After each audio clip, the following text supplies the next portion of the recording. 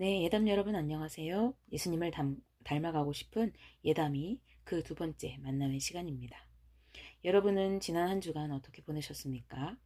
예배를 통해 하나님과 소통하고 또 이웃과도 교제를 통해 소통하면서 은혜로운 한 주 보내셨나요?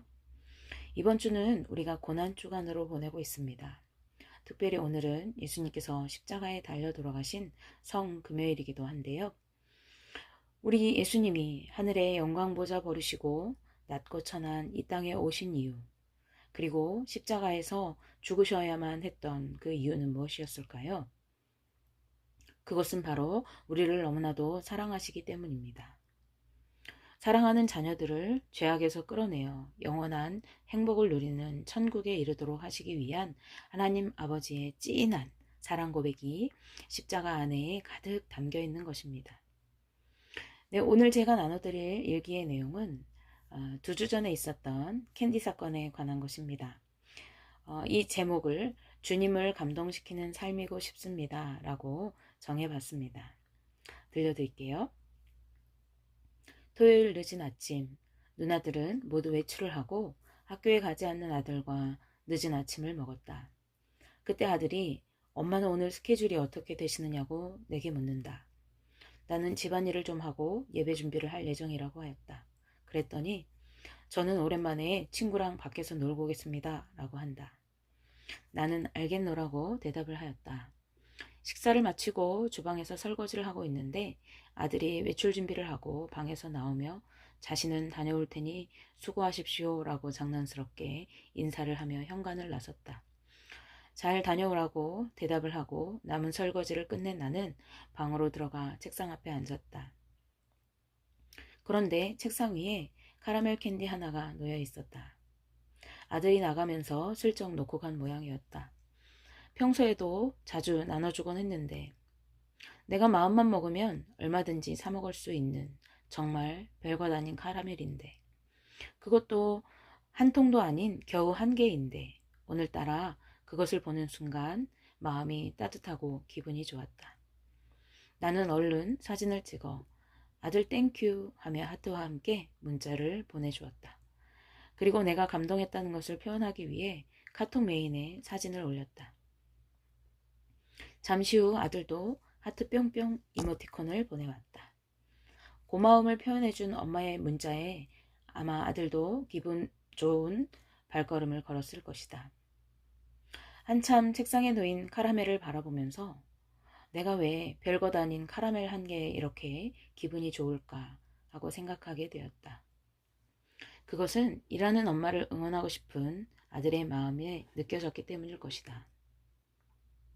아무리 큰 선물이라 할지라도 그것에 마음이 담기지 않았다면 별 감동이 없을 것이지만 아무리 작은 것이라고 해도 자신이 가지고 있는 것으로 상대방을 위로하고 응원하고 싶은 마음을 담아 건넨다면 그것은 커다란 감동으로 다가가게 하는 값진 선물이 되는 것 같다. 아들의 마음을 느끼며 기뻐하던 나는 하나님 아버지의 마음을 떠올려 보게 되었다. 하나님도 나처럼 이러시겠지? 우리가 하나님을 사랑하는 마음을 담아 올려드리면 너무나 기뻐하시고 감동하시면서 사랑스러운 눈으로 바라봐 주시겠지 하는 생각이 들었던 것이다. 사실 우리가 아무리 좋은 것을 드린다 해도 그것이 하나님께는 아무 쓸모없는 것일지 모른다. 아니, 그것이 분명하다. 왜냐하면 하나님은 온 우주 만물의 주인이시기 때문이다. 하지만 우리가 드리는 그 어떤 것이 아니라 우리가 하나님께 무엇인가 드리고 싶고 사랑한다고 말해드리고 싶은 그 마음을 보실 때 하나님은 얼마나 기뻐하실까? 나는 작은 소리로 하나님께 이렇게 속삭였다. 사랑하는 아버지 하나님, 나도 하나님을 감동시키는 사람이 되고 싶어요. 아무것도 드릴 것이 없지만 나의 몸짓으로, 나의 삶으로 아버지를 기쁘시게 하는 사람, 하나님 아버지를 웃게 하는 사람이 되고 싶어요. 내가 무엇을 드릴까요? 내가 무엇을 드리기 원하세요, 아버지? 내가 어떻게 하길 원하세요, 아빠? 하고.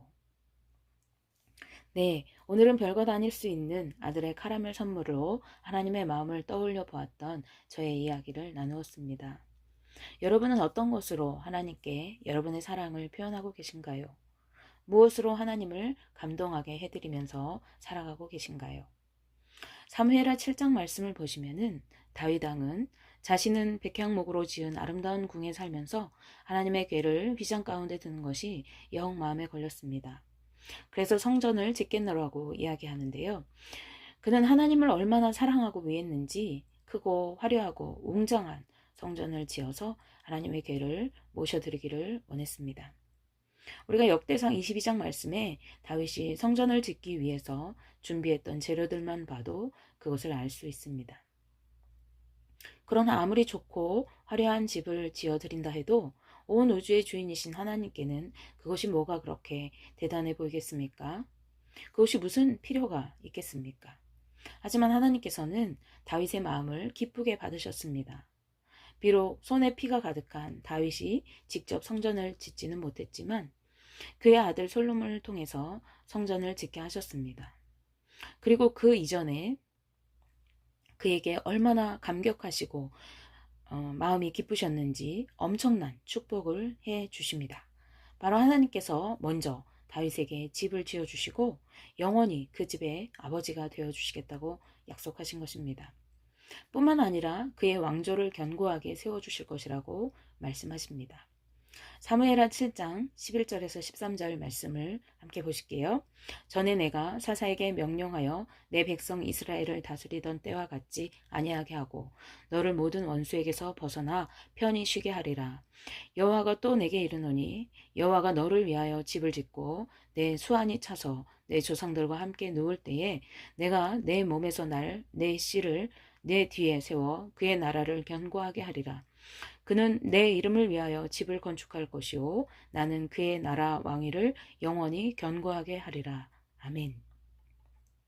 그런데 여러분 알고 계십니까? 하나님은 다윗이 성전을 짓지 않았는데도 그저 하나님을 위해서 성전을 지어드리고 싶은 마음을 먹고 그것을 말했을 뿐이었는데도 축복을 선언해 주셨습니다. 즉 하나님을 향한 그의 마음을 받으신 것입니다. 내가 하나님을 사랑하고 하나님을 위해 무엇인가 해드리고자 할 때에 하나님께 마음을 두고 살아갈 때 하나님은 그 마음에 감동하시고 그 사랑에 반응하시면서 축복해 주십니다. 왜냐하면 우리가 하나님을 사랑하는 것보다 훨씬 더 하나님은 우리를 사랑하시기 때문입니다. 하나밖에 없는 독생자를 내어주실 만큼 우리를 사랑하시는 분이시기 때문에 그렇습니다. 이번 한 주 하나님의 사랑 그리고 그 사랑의 편지인 예수님의 십자가를 묵상하면서 하나님께 마음을 드려보시면 어떨까요? 삶 속에 하나님을 모셔드리는 것으로 입술의 고백으로 감사의 편지로 하나님을 향한 여러분의 사랑의 마음을 마음껏 올려드리는 은혜의 한 주 되시기를 주님의 이름으로 기도하겠습니다.